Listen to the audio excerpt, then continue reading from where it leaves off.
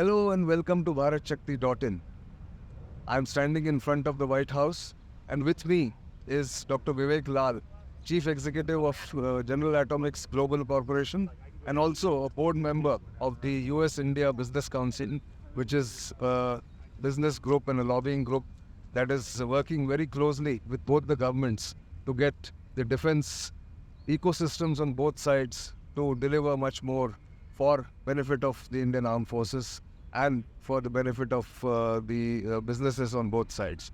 Welcome, Vivek, for this and your first appearance after General Atomics has been granted over the acceptance of necessity for India buying the NQ-9Bs, and that was included in the joint statement issued by both the governments on Thursday. So congratulations and thank you for your time.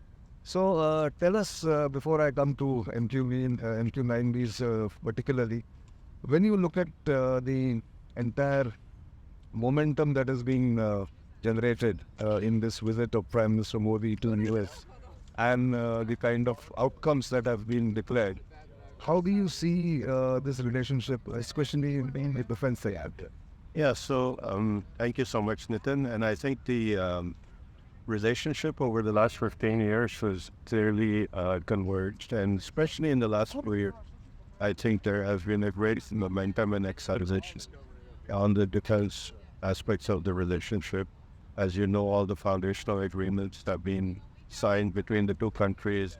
India has been declared as a major defense partner, and I think with this watershed visit of Prime Minister Modi to Washington, D.C., as you clearly saw from the announcements, it's taken the relationship to a completely new level.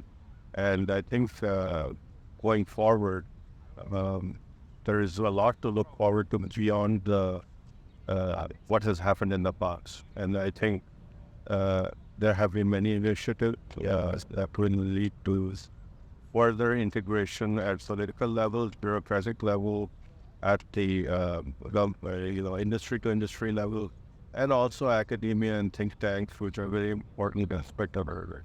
In that respect, the initiative under ISET called Index X, which you were part of that roundtable, I was also there.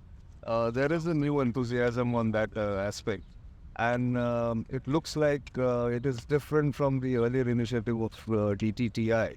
How do you see the difference between the two, and what should be done to avoid the mistakes of BTTI? So I think the fact that the heads of state launched this last year showed the commitment of from a top-down approach in ensuring that the framework is robust. And when both the NSAs launched it again in Washington, D.C. earlier this year, it showed the commitment, it showed the areas of collaboration. It involves the startup community, which is again a very integral part of innovation. And therefore, I think the early success stories and the results will be far greater than any column.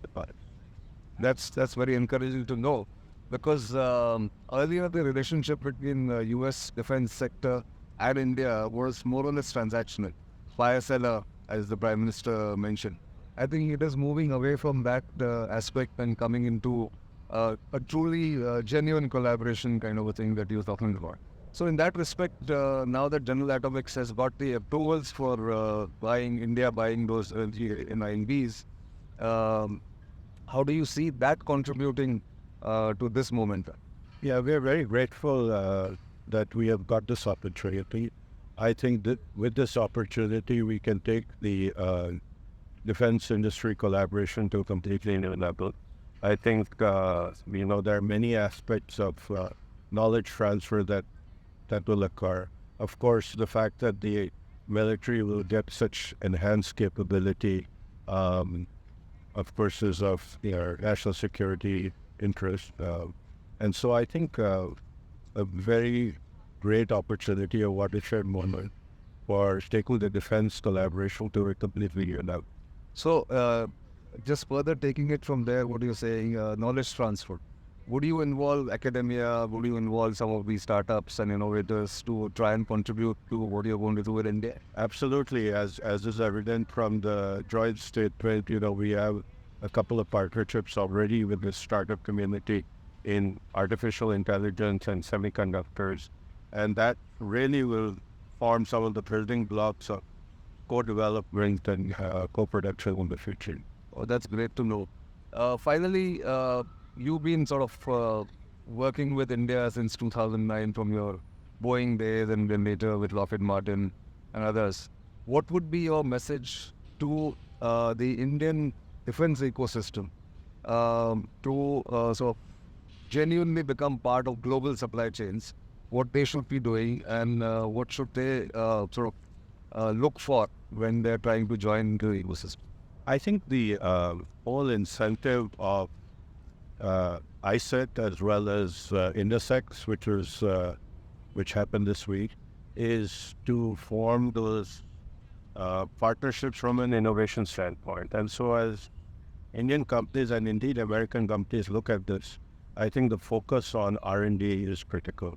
I think as much R&D that can go on the Indian side as well as the U.S. side in joint projects of interest, the better, because that really forms the basics and the basic foundation. Because as you know, technology transfer can be a one-time thing, but how do you keep ahead of technology? How do you leapfrog other competitive technologies? How do us like-minded nations stay ahead of the curve? That will only happen with a lot of emphasis on R&D. That's right. I forgot to ask you about, although it's not your direct concern, but this whole F414 engine manufacturing in India, which is being talked about, and you've been in defense and aerospace for a long time. How is it different from earlier, or what is it that India should expect from that? Because it's genuine technology transfer. Yeah, absolutely. It's again a watershed moment, and I think a huge positive step for both the countries, and the kind of engine technology, etc., that has been discussed. I think it just provides a fillip to this relationship like no other relation. And also benefit Indian defense and aerospace ecosystem. Absolutely. I think whether it's a startup, whether it's small, medium, or large industry in India, they will benefit from it. Great to know that. Thank you very much for your time and congratulations once. Thank you so much.